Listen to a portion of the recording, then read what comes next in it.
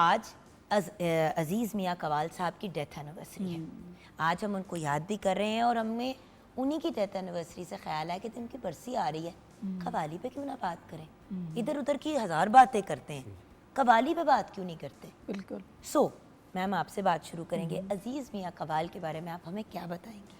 बहुत शुक्रिया जुगन, आपके प्रोग्राम में आकर हमेशा एक अजीब तरह की रूहानी खुशी होती है, क्योंकि इस तरह की जो कवाली की महफ़िल है उसका हिस्सा बनना भी बड़ी सआदत है।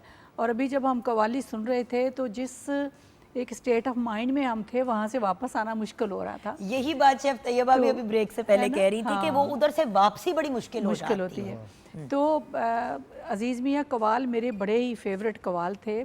सारी कवाल पार्टियाँ जितनी भी पाकिस्तान में हैं सबको मैं सुनती हूँ और सबसे एक ख़ास लगाव भी है।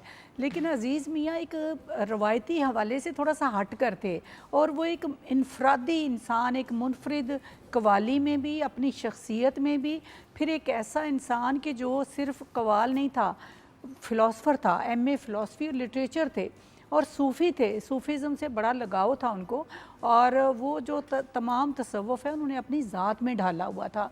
आप देखिए पाकिस्तान बनने के वक्त वो तकरीबन 5 साल के थे जब हिजरत करके यहाँ आए हैं।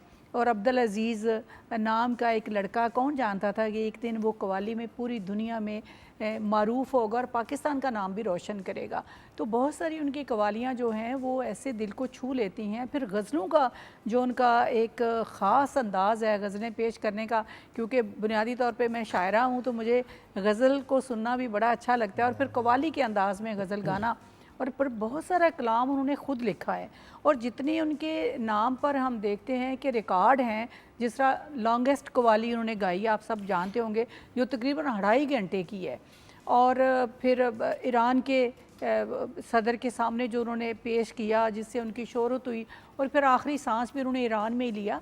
तो मैं समझती हूँ कि आज के दिन हम उन्हें याद कर रहे हैं, उनके लिए दुआ कर रहे हैं और उनकी जो कंट्रीब्यूशन है उसमें भी ये एक फ़ख्र महसूस कर रहे हैं कि हमारी ज़मीन का एक ऐसा फ़र्द जो कि दिल्ली में पैदा हुआ, मीर ठीक कहलाया, लेकिन बाद में फिर दुनिया ने उन्हें अज़ीज़ मियाँ के नाम से जाना और हमारे लाहौर की भी पहचान, अगरचे वो मुल्तान में दफन है लेकिन हम तो उनको अपनी लाहौर की फ़िज़ाओं में गूंजता हुआ महसूस करते हैं। बेशक बेशक।